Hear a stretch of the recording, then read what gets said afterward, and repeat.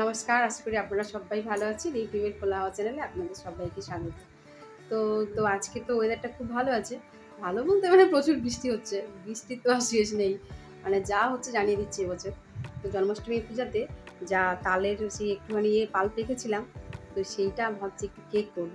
মেয়ে এটা খেতে খুব ভালোবাসে, সবাই খেতে ভালোবাসে। তো দাঁড়ান আপনাদেরকে দেখাচ্ছি কী দিয়ে আর কেমনভাবে কেকটা করব।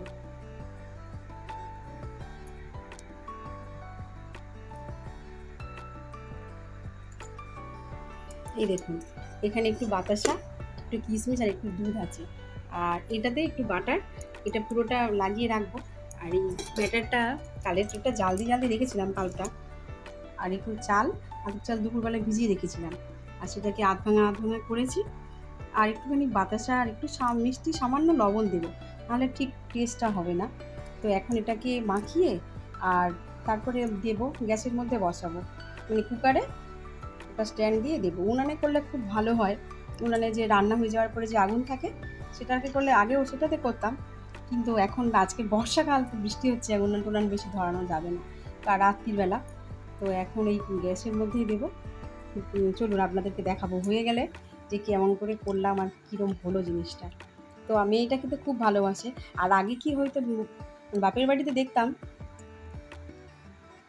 সেই আশেপাশে, মানে প্রতিবেশীদের বাড়িতে সেই পোড়া পিঠে বলতো এটাকে, সেই চাল বা খুঁত এরকম তালের পাল্প দিয়ে নারকেল টারকেল একটু আধটু দিয়ে চিনি দিয়ে আর কড়ার মধ্যে এমনভাবে দিত, সকালবেলা পুড়ে টুড়ে একেকার কাণ্ড থাকতো। আর সেই ছাই তার উপর লেগে থাকতো। তখনকার ছেলেপুলেরা তো এত কিছু খাবার এখনকার মতো পেতো না, সেটাই আনন্দ করে খেত আর কি। তো আর এখন তো ছেলে মেয়েদের কত রকমের খাবারের ভ্যারাইটি। চলুন এবারে কুকারের মধ্যে বসিয়ে দিই, দিয়ে আর গ্যাসটা জ্বেলে দিই। আর এই আধ ঘন্টা মতো রাখলেই হবে। তো আধ ঘন্টা পরে আবার খুলে দেখব যে কেমন হলো, যদি দরকার লাগে আবার একটু দেবো। তো এখন এই কুকারটা বন্ধ করলাম, করে একটু জ্বলুক, আমি ঘরে চলে যাই। তো এখন ঢেলেছি আর এরকম হয়েছে। আর হচ্ছে চলুন ঘরে গিয়ে দেখি কাটি। আর একদিক হয়েছিল একটু কাঁচা কাঁচা লাগছিল, আমার তো মনে হলো।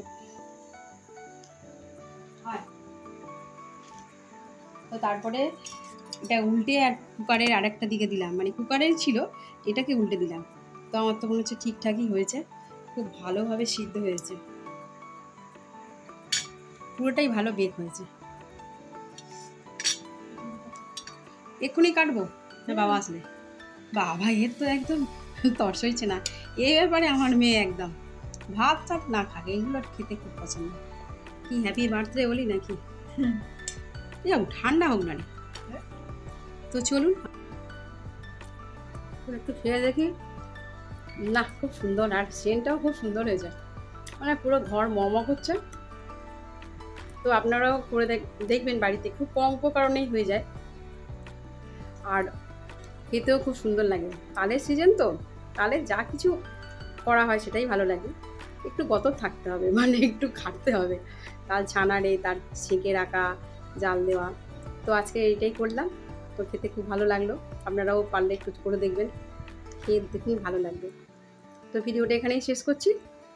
আর যদি ভিডিওটা ভালো লাগে থাকে প্লিজ লাইক, কমেন্ট ও সাবস্ক্রাইব করুন।